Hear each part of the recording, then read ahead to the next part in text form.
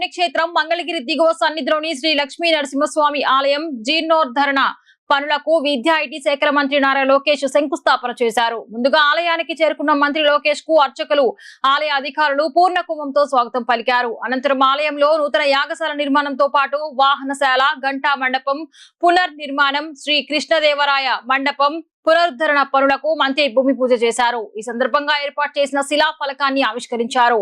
ఆలయ అధికారులు ఏర్పాటు చేసిన నమూనా చిత్రాలను పరిశీలించారు. అనంతరం శ్రీ లక్ష్మీ నరసింహస్వామి వారిని, రాజ్యలక్ష్మి అమ్మవార్లను దర్శించుకుని ప్రత్యేక పూజలు నిర్వహించారు.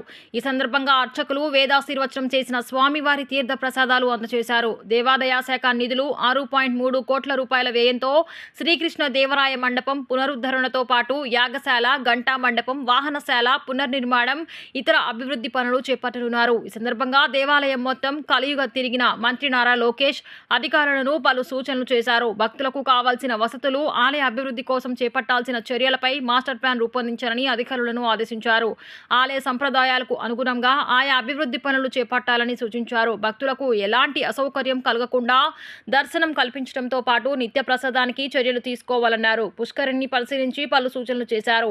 అనంతరం ప్రజల నుంచి అర్జీలు స్వీకరించారు. అందరితో కలిసి ఫోటోలు దిగారు. ఈ కార్యక్రమంలో దేవాదాయ శాఖ కమిషనర్ కె రామచంద్ర మోహన్, ఆలయ ఈవో కోగంటి సునీల్ కుమార్, ఆలయ ధర్మకర్తల మండలి సభ్యులతో పాటు Padmashali welfare and development corporation chairman Nandam Abaddayya, AP MSIDC chairman Chillipalli Srinivasarao, TTD board సభ్యురాలు Tammashetti Janakidevi, TTD politburo సభ్యులు గుత్తుకొండ ధనుంజయ్, గుంటూరు పార్లమెంటు టీడీపీ ప్రధాన కార్యదర్శి పోతినేని శ్రీనివాసరావు, మంగళగిరి నియోజకవర్గ పరిశీలకులు ముమ్మిడి సత్యనారాయణ, మంగళగిరి పట్టణ టీడీపీ అధ్యక్షుడు పడవల మహేష్, తాడేపల్లి పట్టణ టీడీపీ అధ్యక్షుడు వల్లభనేని వెంకట్రావు తదితరులు పాల్గొన్నారు.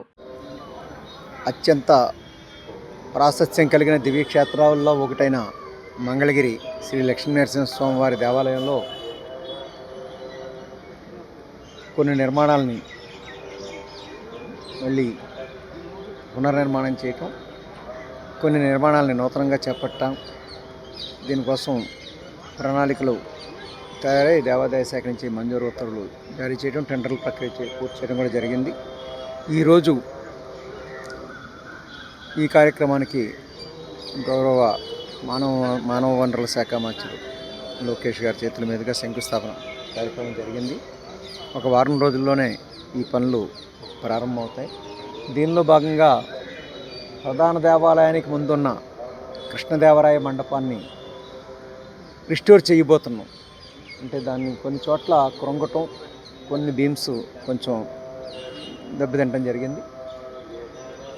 దాన్ని తొలగించి వీలైనంత వరకు అదే రాళ్ళని, ఎక్కడైతే ఆ రాళ్ళు బలంగానే ఉన్నాయో ఆ రాళ్ళని వాటినే పునర్వినియోగం చేయడం జరుగుతుంది. ఎక్కడైతే దెబ్బతిన్నాయో ఆ రాళ్ళ వరకు నూతనంగా రాళ్ళని చేర్చడం జరుగుతుంది. చేసి పునర్నిర్మాణం చేయబోతూ ఉన్నాం. దానికి సుమారు 2.5 కోట్లు ఖర్చు అవుతూ ఉంది. అదేవిధంగా యాగశాల, గతంలో ఇటుకలు సిమెంట్తో కట్టిన యాగశాల ఉండేది. అది పూర్తిగా యాగాల నిర్వహణకు కూడా పూర్తి అనుకూలంగా నిర్మాణం కాలేదు. దాన్ని తొలగించి ఇప్పుడు పూర్తిగా రాతితో, ప్రాచీన శిల్పకళా రీతులతో యాగశాలను కూడా నూతనంగా నిర్మించబోతూ ఉన్నాం. అదేవిధంగా స్వామివారికి వాహనశాల కూడా రాతి నిర్మాణం చేపట్టబోతూ ఉన్నాం. అదేవిధంగా గతంలో రాజగోపురం ఒకవైపున, రెండు వైపులా కూడా ఘంటా మండపాలు ఉండేవి. ఒకవైపు ఘంటా మండపం దశాబ్దాల క్రితం పడిపోవడం జరిగింది. దాని స్థానంలో కూడా నూతనంగా అదే శైలిలో పూర్తిగా రెండవ వైపున ఏ రకమైతే ఘంటా మండపం ఏ శైలిలో ఉందో పూర్తిగా అదే శైలిలో రెండవ వైపున కూడా ఘంటా మండపాన్ని నిర్మించబోతున్నాం. ఈ 4 పనులకి కూడా సుమారు 6.5 కోట్లు వ్యయం అవుతూ ఉంది. ఈరోజు శంకుస్థాపన జరిగింది. ఒక వారం రోజుల్లో పనులు ప్రారంభమవుతాయి. 1 సంవత్సరం లోపుగానే ఈ పనులు పూర్తి చేయాలనేది లక్ష్యంగా పనిచేస్తున్నాం.